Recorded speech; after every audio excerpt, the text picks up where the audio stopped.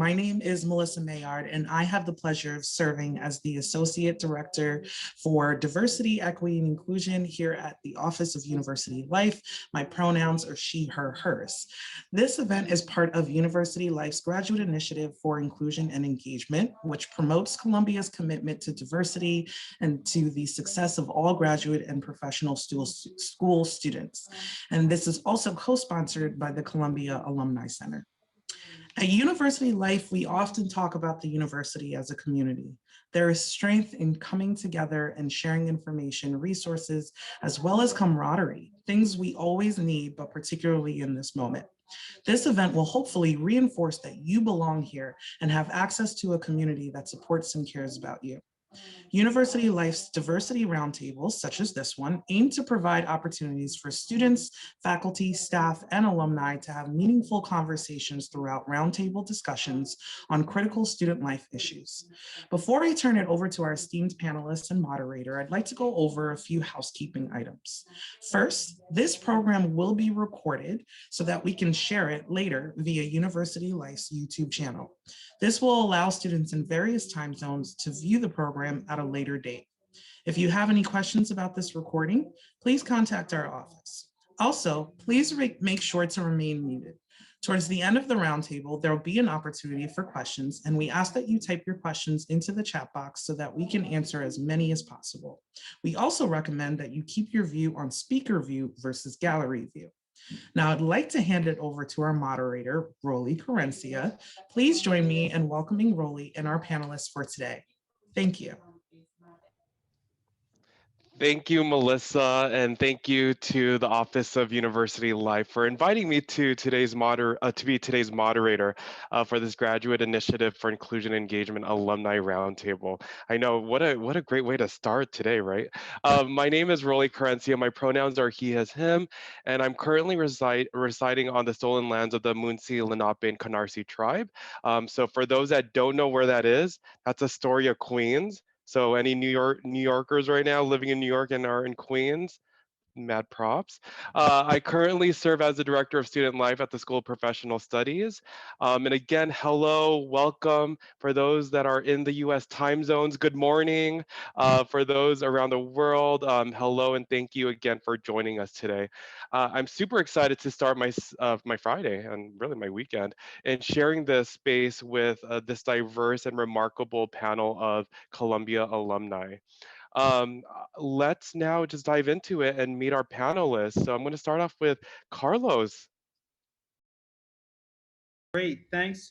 Hello, everyone. My name is Carlos. My pronouns are he, him, his, and very excited to be with you today. I am a graduate of Columbia College 2005, as well as SIPA and the Mailman School of Public Health.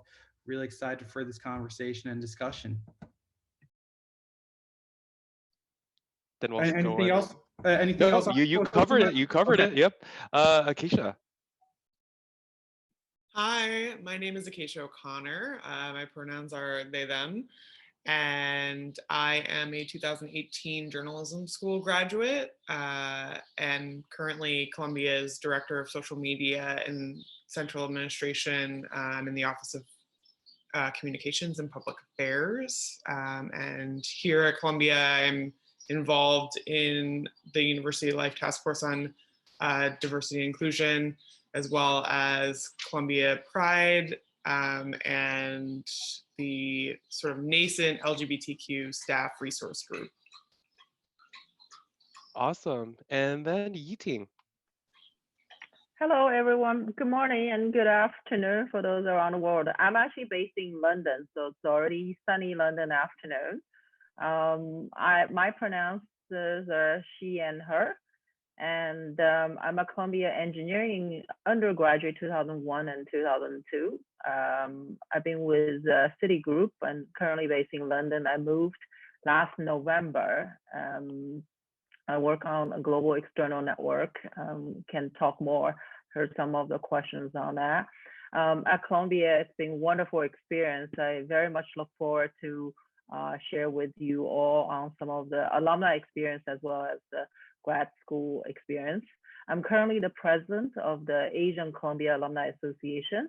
I used to live in London 8-9 years back, and I was the president of the Columbia Club of London, and we won the first International Club Award.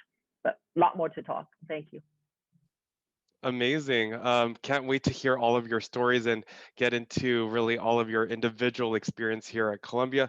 Again, just a reminder, I know that we do have a set of questions that we have prepared for the panelists, but if you all have questions, please feel free to throw that in the chat, throw that in the Q&A, and we'll be happy to, again, feed that to our panelists. So let's start off. Let's start off with I could call this a fun one. What was your favorite part of your Columbia experience? So whoever wants to dive into that, what was your favorite part of the Columbia experience?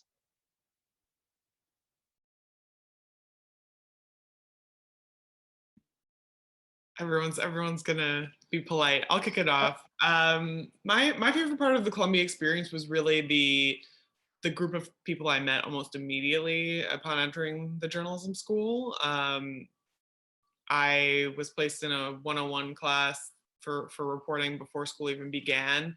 And I want to say that I was a part-time student at the journalism school, so that sort of set us apart as a little bit of a different cohort than the full-time students, which complete the program in a year. My cohort was like, we were working in most cases full-time jobs while going to school. So meeting that first group of people who had that same experience, we just bonded really quickly and immediately. And I just got an email this morning from one of them who recently had a baby, and we got an update about their life. And so I just think that you find these bonds that will support you professionally and personally going forward in the future. And that's got to be my favorite part, truly.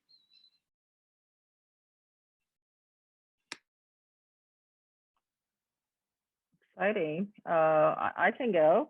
I have a lot of memorable experience because when I first went to Columbia, I arrived straight from Shanghai. So it's like a brand new everything.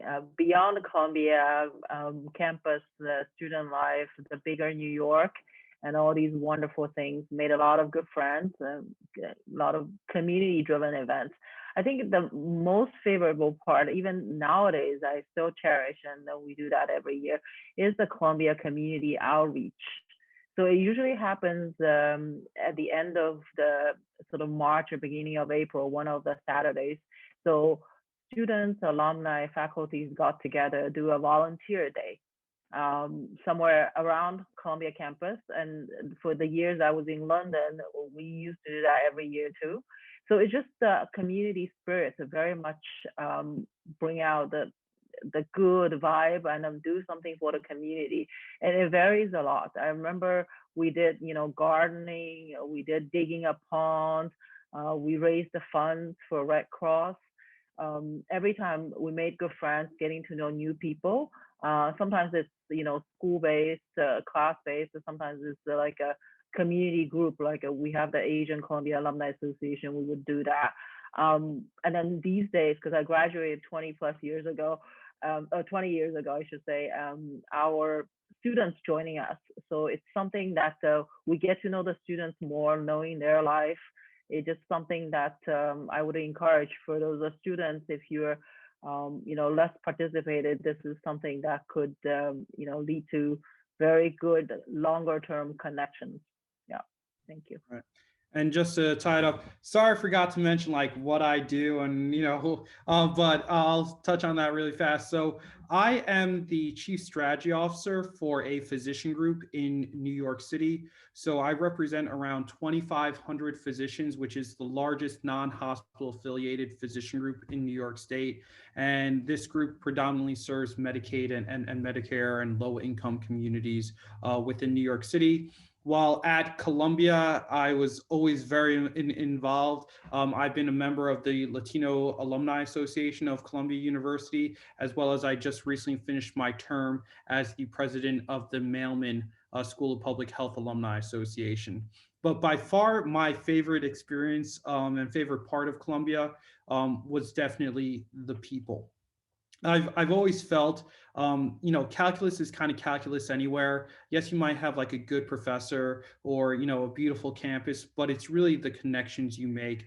And especially at grad school, I really enjoyed it a little bit more than college, you know, because people just came from at SIPA at Mailman just all over the world with various interests and various experiences. And so if there's one thing I would really like to, you know, make sure you do is, you know, don't let the education necessarily get in the way of, you know, school get in the way of your real education and the bonds and the connections you'll make. By far, Rollie, the people.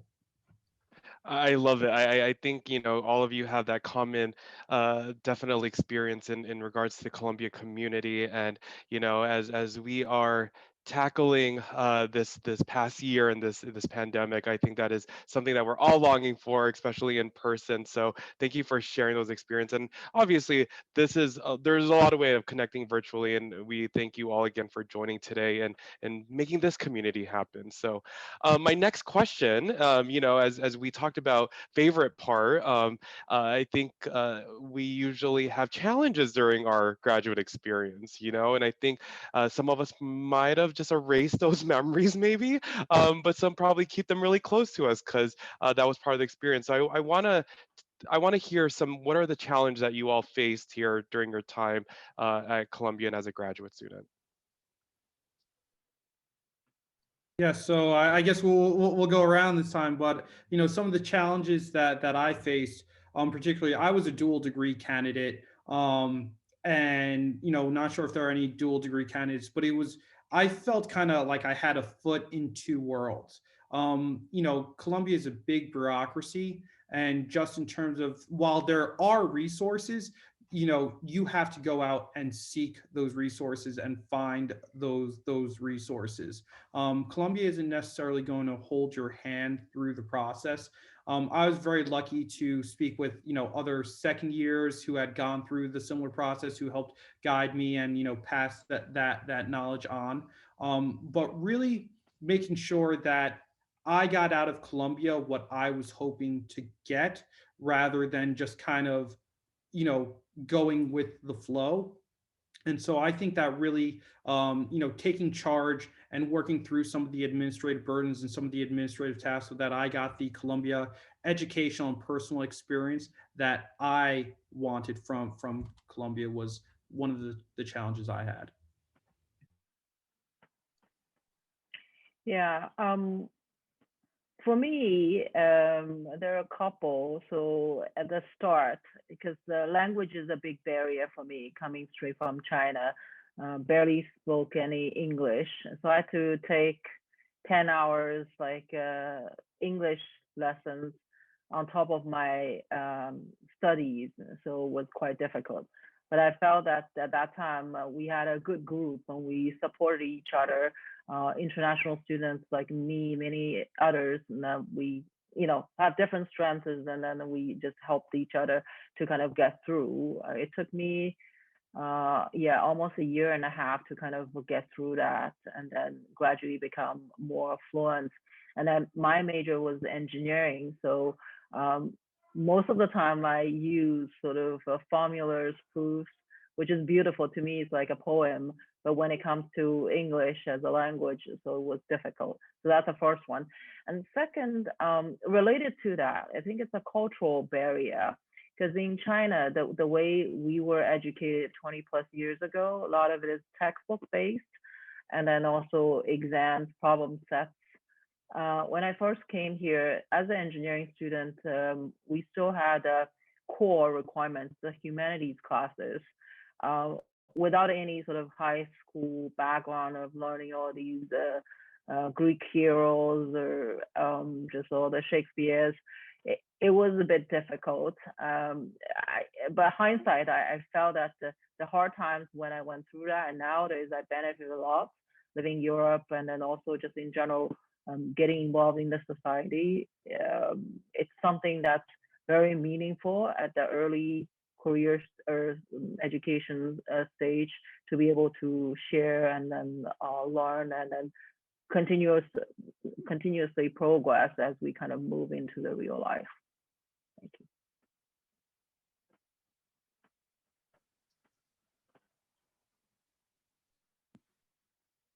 Hello again. So challenges, I think I sort of touched on one of the major challenges already, which was had to do with being a part-time student and working while being in graduate school.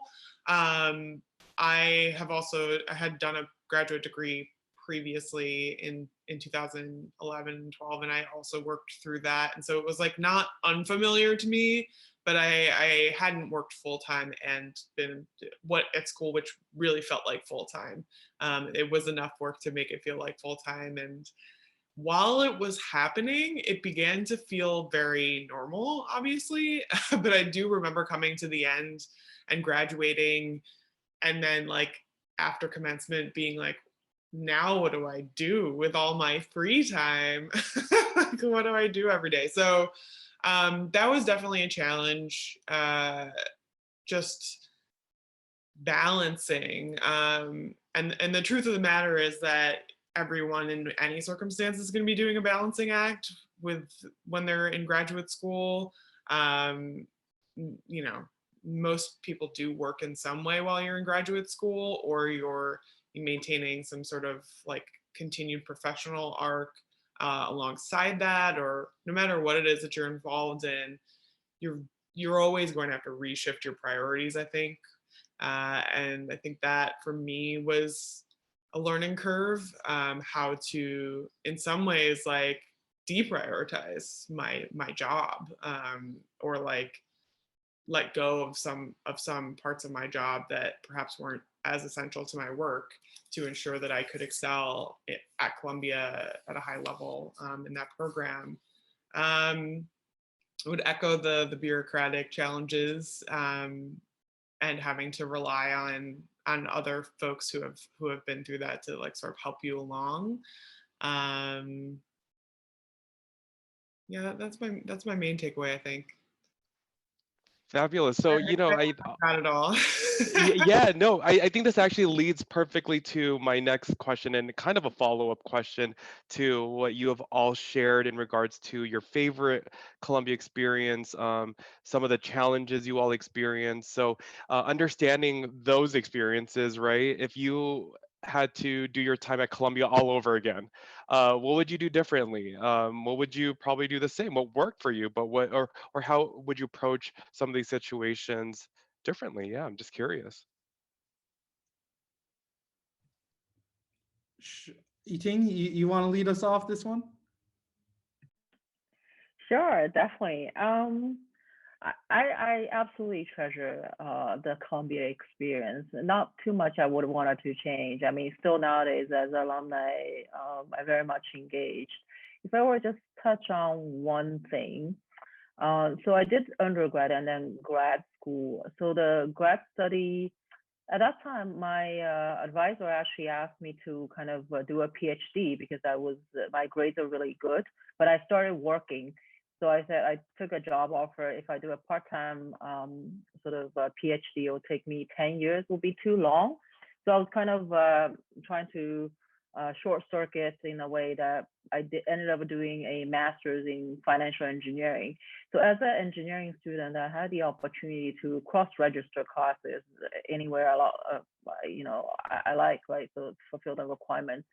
I took a bunch of business school classes because my area is the financial services, working banking.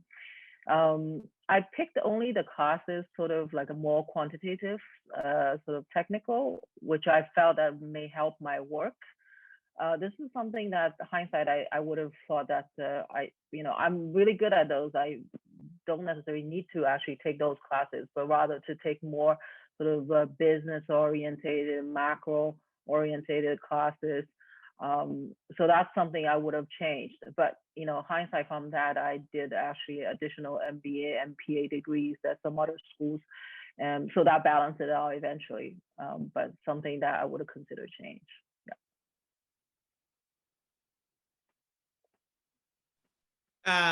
So I feel kind of actually really similarly, Yiting, that there is hindsight. A thing that became an area of focus for me when I was at journalism school that I didn't anticipate was audio reporting, radio, podcasting. I found that that course of study, I think like a little bit late in my time there. And then I wound up doing an audio documentary thesis project, final project. I, in some ways wish I had taken more courses to support that. But on the other hand, like I regret nothing in a way, because I also experimented in a lot of different areas where I had the capacity, right? Because in a lot of ways you're like, you have your requirements and you have to fit everything in the way that you have to fit it in. And though I don't, though I'm not working for a like broadcast news channel cutting video or editing, producing, my experience like taking the video classes I did, which weren't super my favorite and might trade them off, but they really prepared me as well for the role that I have today, and I think made me a more well-rounded candidate in general. Just having that experience and feeling like you really do come out of it feeling like you're an expert in any case. No regrets. And I completely echo what they said. I actually wrote down 4 things because I thought about this in hindsight. So I think I did it, but I would have done even more. So number 1, I would network with students. Like, I can't tell you how rich the Columbia community is. You all know it, but get yourself out there, okay? Whether in the time of the pandemic, whether it's going to Zoom meetings in class, cross-register. Learn, as I say, calculus is calculus anywhere, but it's really about who you're learning with, who you're being taught by. So it's really about the people. So whether that's having a conversation after class, potentially when things calm down, if you can just go on a trip with some friends and meet some new people within your class, like these are human experiences that will bond you to people. Number 2, network with alumni. Your network is just not your Columbia classmates, just from your school, just from your year. There are, thousands of Columbia alumni around the world that are doing your thing, or 10 years from now, network with them, get to know them. Number 3, take that uncomfortable class. Okay, and I believe you could take it pass fail if it isn't your major, but you have the educational opportunity of a lifetime at Columbia, and so have that stretch experience. Not saying that you're going to go and do this for your career, but you can say, hey, I dabbled into that. And then number 4 is that if you can fit it in, the thing that I find really separates people is that, you will graduate with, hundreds of Columbia people in your class and thousands of Ivy League graduates in your field. Bridging that theory and practice is going to be extremely important. So the other thing I'd recommend is I always called it my 6th class. And I always, had an internship, even if it wasn't large, even if it wasn't big, but if you're not working, it's really important to get that practical experience so that you have something on your resume and so that you could find out what you do and what you don't like and what you want to do with your Columbia degree. I just want to jump in and emphasize the 3rd point as well. I also audited, and you'll find that even within your school and across campus, a lot of professors are very supportive of auditing. And I think that even if you aren't getting as much out of it as you would an additional class that you're being graded for and you're giving it 110%, like I learned so much that I valued from just sitting in and listening to my data class. So I would seek out those opportunities. That's a good point. Yeah, for me, I'll just quickly jump in. I think it covered most of it. One is leverage those office hours, right? Whether it's by the faculties or by the TA teaching assistants. You always learn, anecdotally, or if there are targeted questions that sometimes a little bit shy to ask in class, they'll get covered very well. And I think also through those small sessions, one really builds the relationships. So take that opportunity, definitely leverage. I think it's more common for undergraduate students. So for graduate, this is something, because it can get very technical. Sometimes you explore together. There's some additional research paper, series, topics could emerge. So it's very much something that you would want to, if you have that particular area of interest, and work with the faculties, because at the graduate level, any topics that we're working towards, it could lead to something really big, or just in general to go deeper. So the faculties are there as resource for us, not just in the classrooms, and they very much welcome our thoughts in terms of the subject matters, or just the new areas to explore. Talk with them as you feel like, and then don't be strangers. Thank you. I feel like you all shared so many great tips and suggestions. I'm getting excited. I'm like, should I just jump back to school all over again?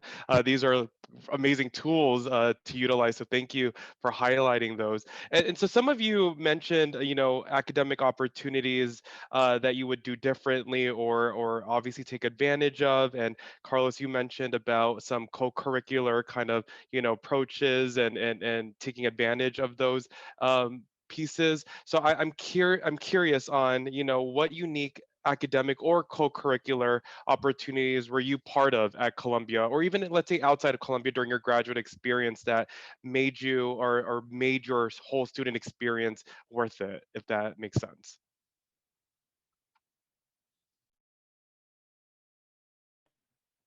Yeah, sorry, I probably jumped ahead, but maybe I'll share a non-academic experience, because I was talking about academic experience. So one thing that's very unique is the bigger part of the Columbia family. I'm truly, truly grateful that my mentor that took me the earlier days into the Columbia family. So when I was first at Columbia, I went to the Law Library, the signature building, to have the gala dinner. It's just such a wonderful experience as a student to see alumni who've done wonderful work, or the faculties who won medals, because every year we honor them in various ways because of their research, or the achievements. I think I got inspired very much so, and they kind of served as my role model.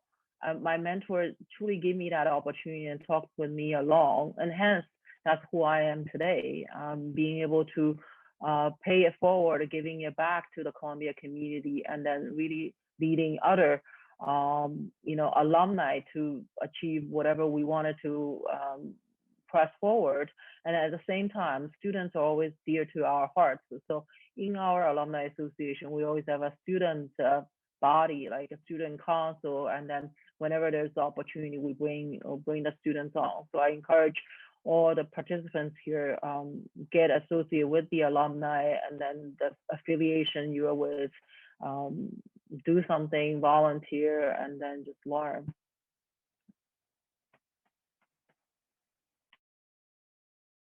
I can jump in now. I want to explain, because I feel like I'm a little bit non-traditional in another way, which is that I was working at Columbia already. I was an officer of administration. I was hired in 2014. So I've been at Columbia for like 7 years now. And I did my journalism degree while I was working here.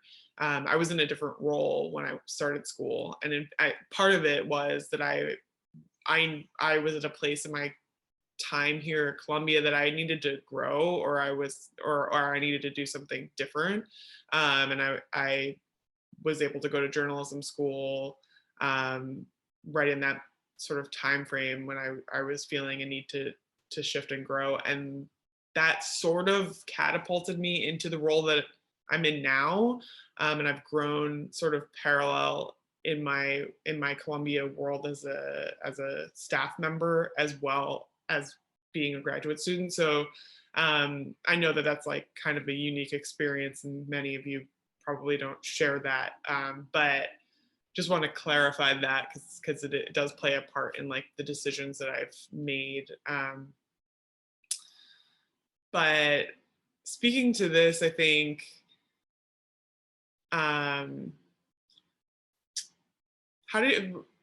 Rollie, how did you phrase the question again? Tell me. Yeah, so what unique academic or co-curricular opportunities were you part of during your time here at Columbia? Right. So because I was like had a foot both in like the workings of Columbia and in working to like tell the story of Columbia, right? I've always been seated in communication, so we're like seeking to express to the outside world and speak to the community about what Columbia is broadly. While being in school, I think it really just brought everything together because I was like a full Colombian finally. Like I understood what it was like to be a student while also understanding what it was like to like operate this monstrous place, this like enormous place. I had one more thing in mind that now is escaping me that I wanted to. Oh, I wanted to talk about like in particular, I feel super grateful for something that became more meaningful to be involved in while I was in journalism school, which is the administration of the Pulitzer Prizes.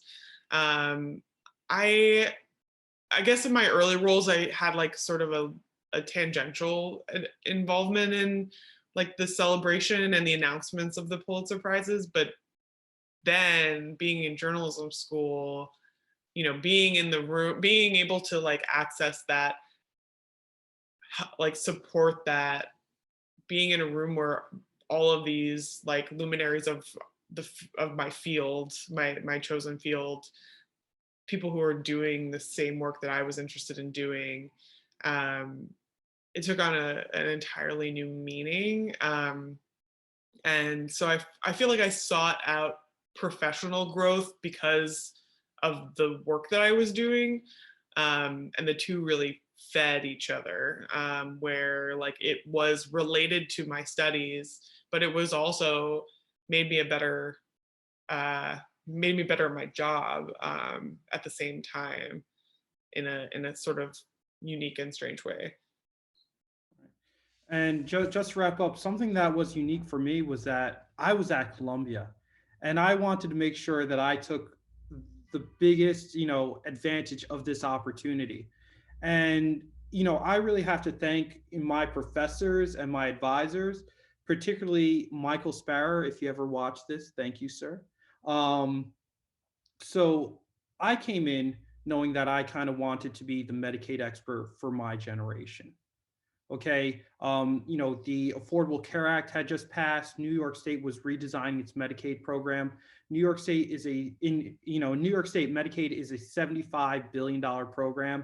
Half of all births, half of all children, and a third of all New Yorkers receive Medicaid. And Medicaid is our insurance program for needy New Yorkers. It was something very meaningful to me, something personal to me. And I remember meeting with Michael Sparrow, who was the head of the Health Policy and Management Department, who had basically written 2 books on Medicaid and saying, I have, 2.5 years here. This is what I'm looking to do. Please help me. And he was very excited and very open. And basically, we plotted out a schedule, and I worked with my advisor about cross-registering and saying, hey, this is a requirement, but I'd really like to take this course, and I'd like to take this course here because this is my goal and this is what I'm trying to do. So, Columbia, there's bureaucracy, there's structure, but there is still flexibility. Get the most out of this experience, which is going to make it what you want to make.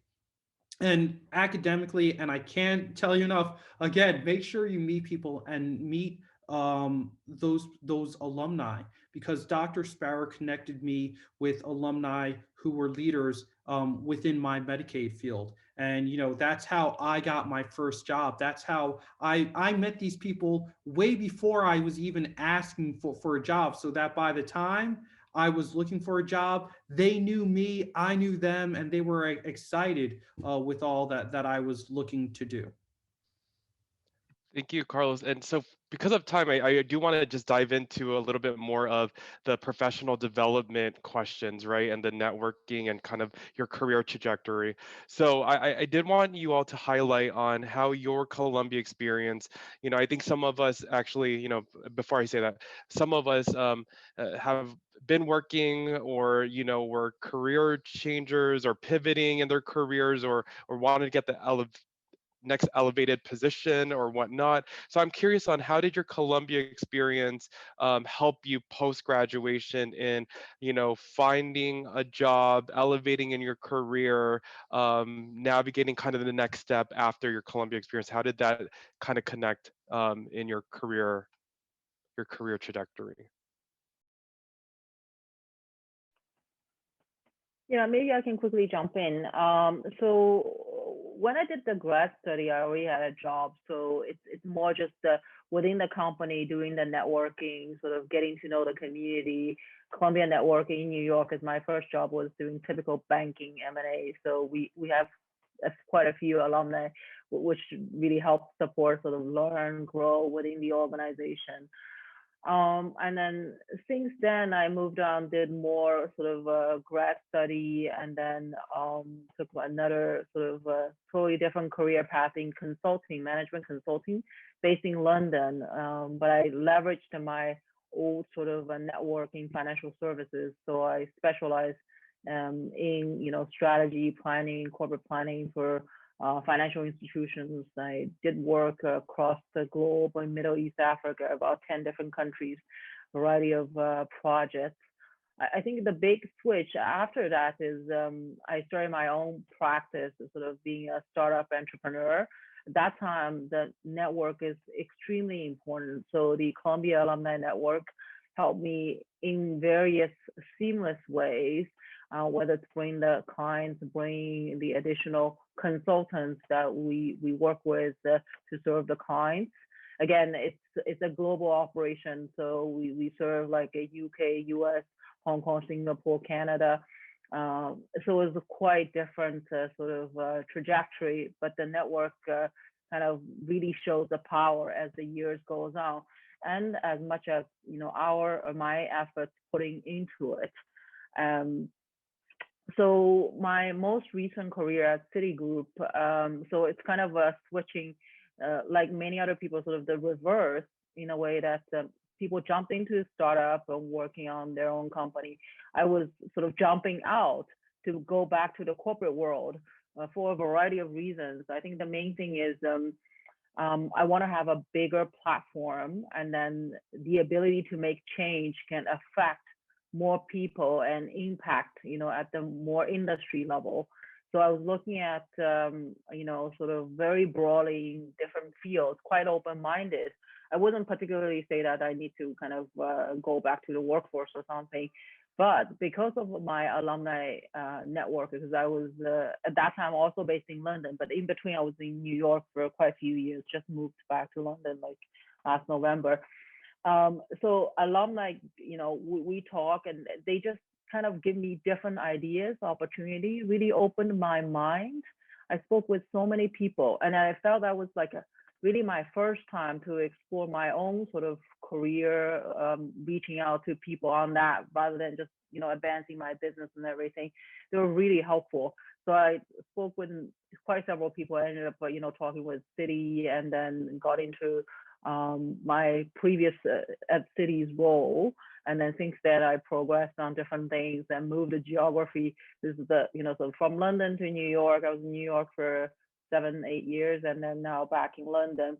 I have a global role, so London is naturally, time zone wise is good, but on a daily basis, I spoke with many countries on a variety of bank-to-bank relationship wise, also developing new products. I'm grateful that around the world, every once in a while, they will say, we're a Citi, we're also a Columbia alum. So just in a way, there is a network there. I felt that people do support each other, have the good connection, and then wanted to do things together. But I'll maybe leave time for the other two panelists to share. Yeah, I love that, and I really agree entirely that these connections, Carlos really also has underlined this, Yiting just underlined it. The people you meet, the connections, relationships you build will continue to be there, and there'll be things that you can build on, draw on over time. So something that I feel like I came out of graduate school and came to understand while in school is that I feel like is really important, was that I came to really understand this part of my life, my work life, my career as mine, like about what I wanted to do. And that I had a more of a sense of patience than I think I had when I went in, where like it's all unfolding over time, right? And if you're like doing something that interests you or that you're learning from in particular, like that became more important to me, like to do work that I'm learning from. And also like the real material concerns of like a work that sustains me and allows me to pay my rent and like have some sort of savings and comfort in my life. Like those are real things. And I think I learned being at Columbia Journalism School, like just doing the high level of work I was doing, that kind of like I deserved to have the type of work life that I wanted, and it didn't have to fit into any box.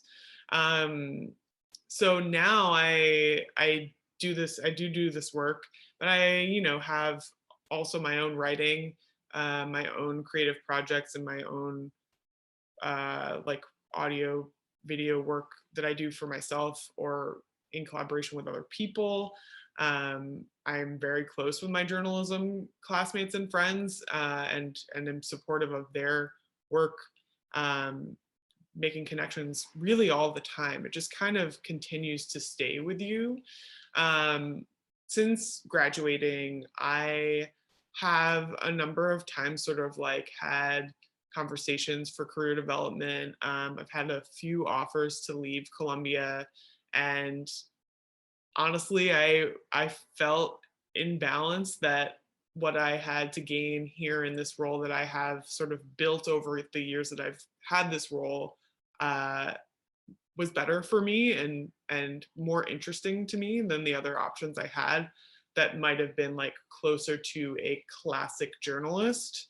And that was something I had to learn, was that you're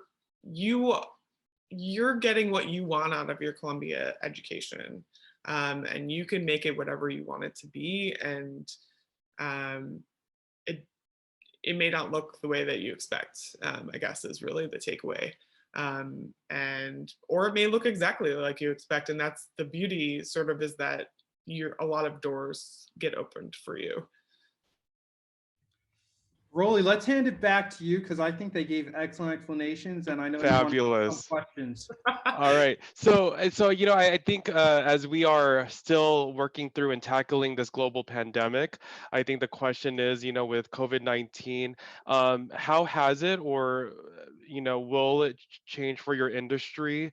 I think we're curious on how do you think the pandemic has changed in your kind of day-to-day work in your industry. And I think the big question, adding to that, is for recent grads, how do you think this global pandemic has really changed the job search process, and what are your thoughts on that?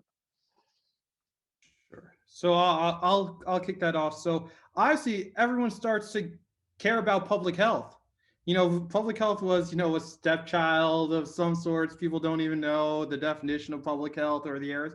All of a sudden, everyone's kind of interested, like, oh, how fast will this spread? What should we do? So, public health and the careers and, health coverage has all of a sudden really come to the spotlight. Now, for my industry, it's really making sure that, we have an educated workforce who can really do all we need to do, with this opportunity and with the attention. Now, the job market has changed. Obviously, there's less in-person networking. However, I can tell you this, is that a lot of people that you want to network with are probably at home. not doing too much after 5 o'clock, and are probably tired of hanging with their kids or their family, and might love to have a chat with someone who's interested. So, really use that Columbia network that you have access to, use that LinkedIn network, read those articles. And if there are people out there who you're like, wow, so-and-so does such an interesting stuff, send them that, email on LinkedIn or something and be like, hey, I'm a Columbia student. I'm really interested in what you do. Can I have a time to chat with you?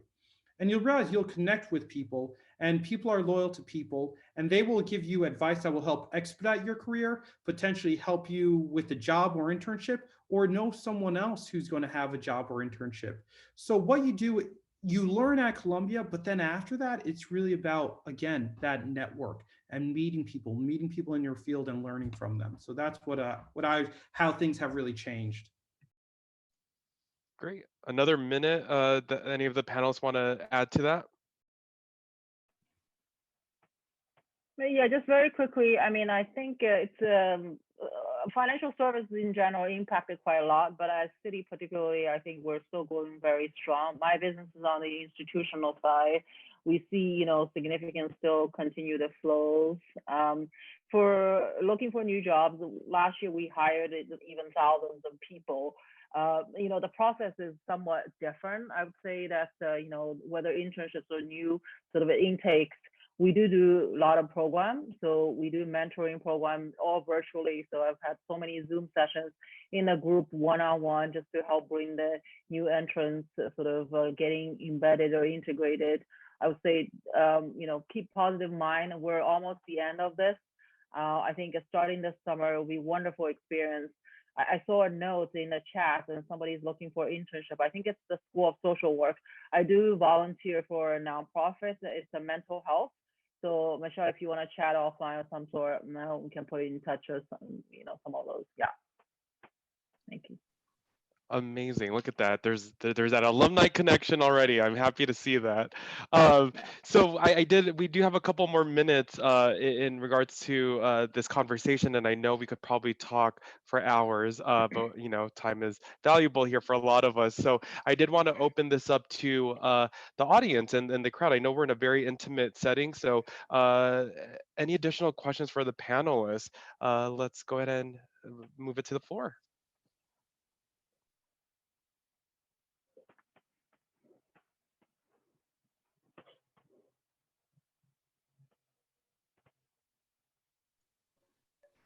I'll open it up with a question for my co-panelists. How has COVID and the pandemic, if it has, how has it changed your thinking about your future in the next step of your career? Has it had any impact on what you think you want to do or how you're going to wind up doing that work?